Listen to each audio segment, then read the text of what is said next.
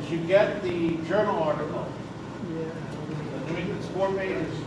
Okay, so what we want to do is, I'm not going to test you from that. Okay, I just want you to get into the habit of reading journal articles. Okay?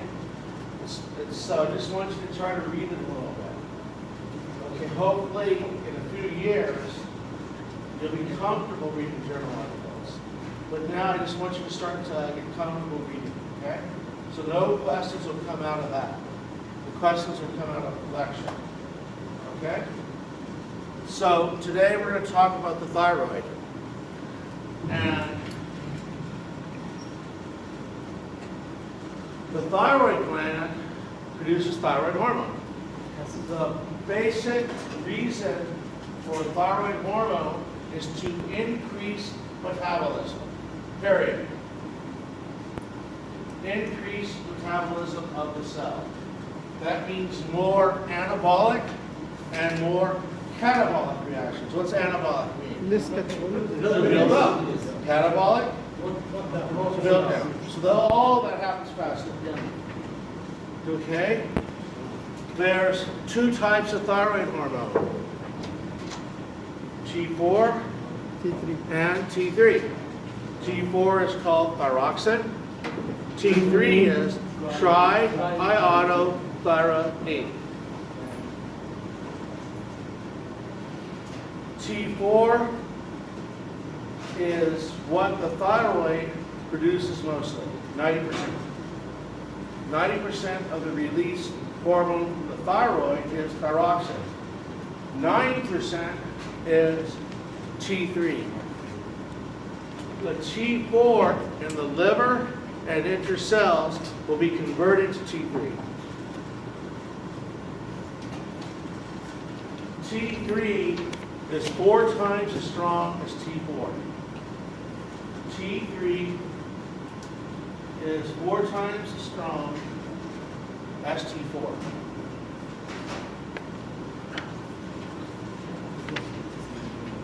Now, the thyroid hormone is responsible in the fetus to help neurological development. Neurological development. Okay? What's the disorder called if the fetus does not get cretinism? Cretinism. Cretinism. They look like a little elf that's fat, right? Okay.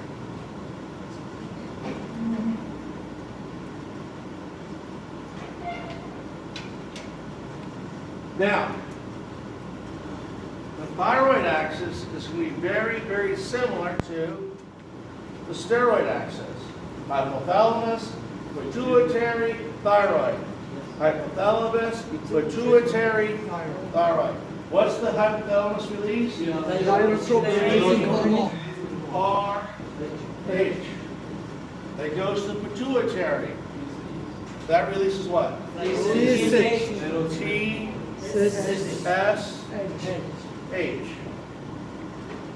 Okay? And then we go to the thyroid. It's going to release mostly what? 90% what? T4, 9% T3. T3. And 1% reverse T3, which is inactive. Okay. Again, I always stress mechanisms of action. Mechanisms of action because it repeats, it repeats, it repeats, it repeats. Okay? It makes the learning easier. So, the same thing as with the steroids. If I give exogenous T4 or T3, what happens to the production of TRH? Down. We saw the same thing with the steroids. Pituitary, TSH, what happens? Down. The same thing. Okay, see how easy pharmacology can be? Right?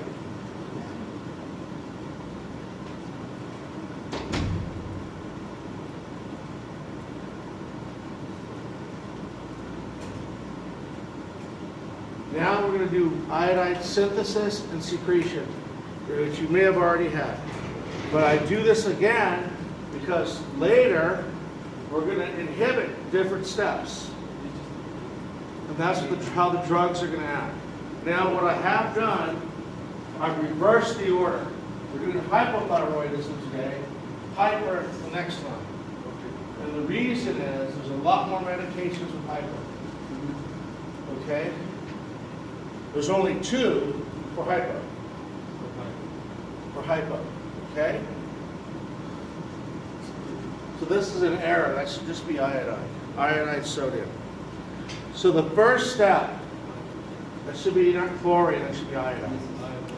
Change that.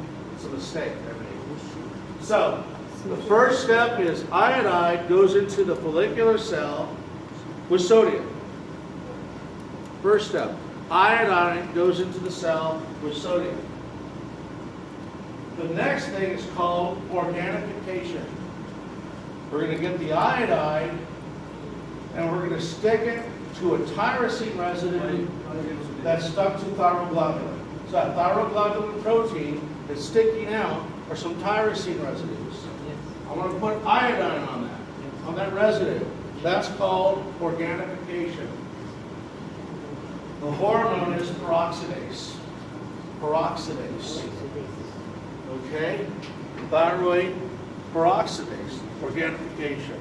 And then we're going to couple some of the tyrosine residues. So we'll have mono and diiodo tyrosine, we're going to couple it. Okay? So coupling. Okay? And all of this is on the thyroglobulin molecule. So now I've got thyroglobulin with DIG, MIG, and then the coupled product. That's still in the follicular cell. Then we're going to take all of that and stick it in the lumen for storage. And the lumen for storage. Okay? This is the lumen. So this all here is stored thyroglobulin and hormone. Then when I want to secrete it, see these little cuboidal cells? Yes. They're cuboidal. We're going to put that back in there. Internal, so we've already internalized it. We're then going to put it back in here, and then we're going to use the lysosomes to chop it up. And this is going to release T4 into the blood. What? And we're going to recycle the others. Absolutely correct. Okay? Any questions on this process? Okay, iodine comes in, organification, coupling, storage, release. Iodine comes in with sodium, right? Organification, coupling, storage, release. Okay? Here it is in cartoons. Okay? We come in, this should have sodium, right? We're coming in with sodium, organification, coupling, storage, come back and chop it up, release. Now because we have a lot of storage, what's going to happen is that clinically, it's going to take a few weeks to make changes. And we'll talk about that in a bit. Now, so now the T4 goes out to the liver. 5' deiodinase will go to the liver and the kidneys and be converted to T3. So T4 will go to T3 with 5' deiodinase and the kidneys and the liver. The same thing will happen in the brain, pituitary, and brown fat. Brown fat. What's the purpose of brown fat? Heat. To elevate heat. So if you have thyroid, you're going to feel warm. Okay? And then T3 inactivates thyroid hormone. Type 3, 5 iodinase inactivates it. Inactivates it. Okay? So 5' deiodinase, the first two types, activated. The last type, deactivates. 5' deiodinase, type 1, liver, kidney. Type 2, brain, okay? Pituitary. Type 3, deactivated. Type 1, dehydrogenase. Converts T4 to T3. T3 is stronger by how much? 4 times. We took another lecture at type 1 of dehydrogenase, recycling. Okay, what did I tell you guys before? Okay? T4, T3 is activating it. Okay? So let's take it the next step. If a person has liver problems, what will happen to their overall function with the thyroid? Decreases, less T3. That's T3. Okay? That's T3. Now, that's not to say I'm perfect. I'm not perfect. I'm just like each one. So maybe it's a misunderstanding. Who taught that lecture? But he's good. He's good. So it's probably a misunderstanding. But I respect him. He respects me. He's a good teacher. Yeah, I respect him. Okay? He was also trained in the United States. He's Egyptian, but he was trained in the United States also. Okay? And then, what's his name? Questions?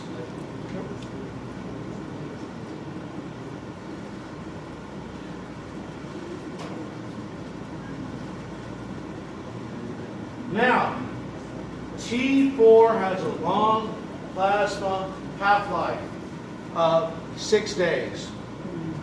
The synthetic form of T4 is called levothyroxine.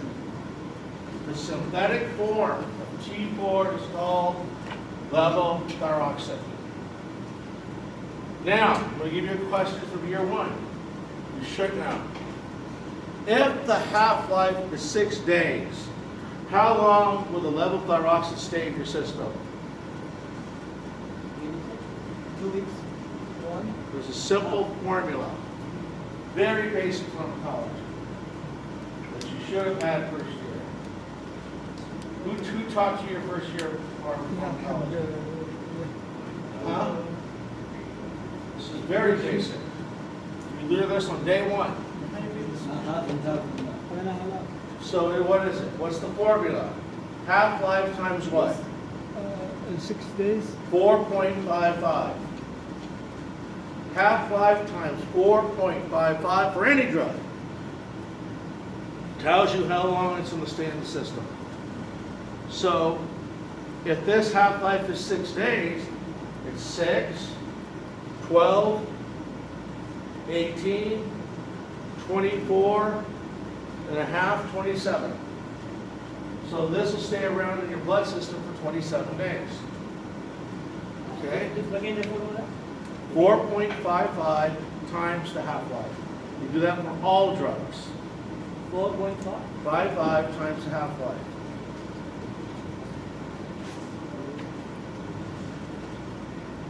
That's how long the blood, okay? So you could use it for other reasons, right? So in the United States, if they're doing drugs, and they have to be tested, they take the half-life of that drug times 4.55, and then it'll be gone. So that's what athletes do. They take your steroids, right? They don't want to get caught, so they calculate. This will stay in my blood for how long? 4.55 times the half-life. Okay? Are there any questions? Let's continue. So, because the thyroid is being stored, and because it has a long half-life, at minimum, it's going to take 1 to 2 weeks of therapy before you see a change. 1 to 2 weeks of therapy before you see a change. So you tell the patient, come back in a month. We'll see if this was enough or too much. Okay? So clinically, if you give thyroid treatment, you call them back in a month. If you call them back earlier, you may not see a change. It's too soon. Remember, we store thyroid hormone. It also gets attached to the blood albumin. Okay? Effects of the thyroid hormone. So, the thyroid hormone in the blood is bound to thyroid globulin binding.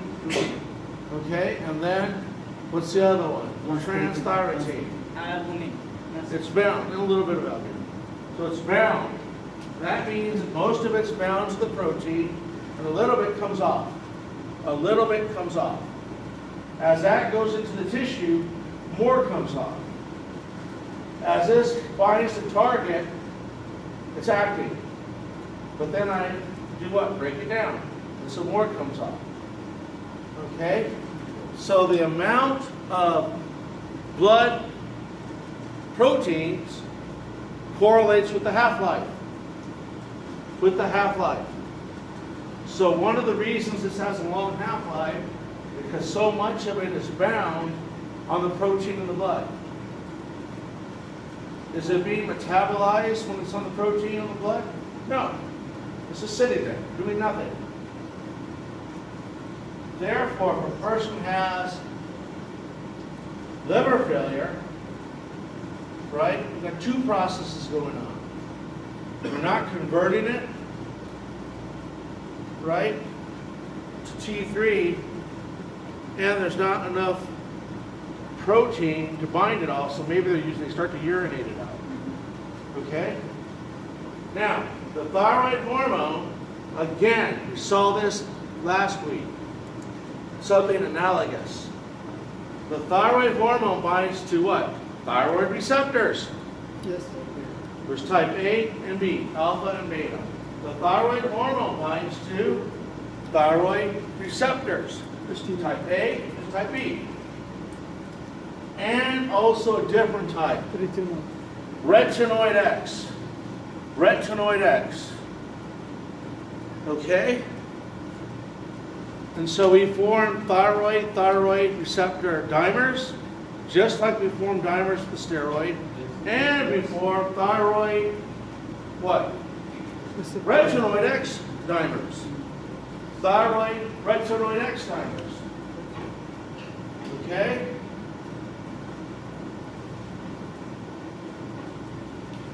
What else binds retinoid?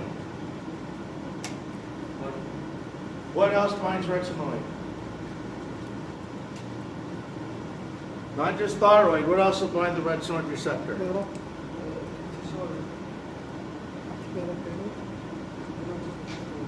The vitamin A type compounds, right? The vitamin A type compounds that's used for your skin if you have acne. What do those things do? They speed up the metabolism. Okay, so you mix the thyroid with the retinoid. Speed it up.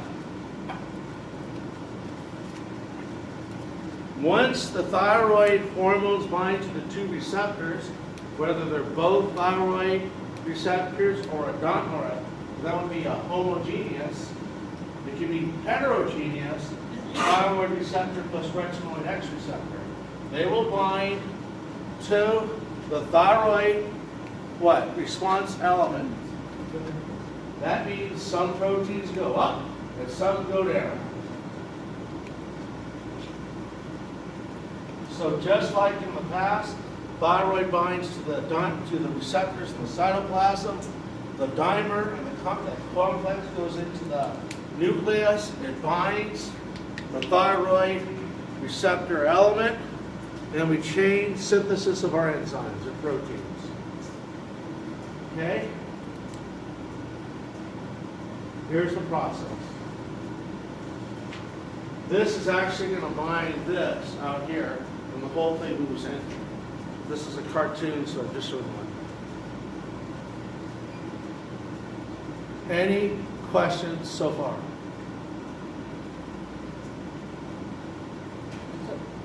The thyroid binds in both receptors or in any one?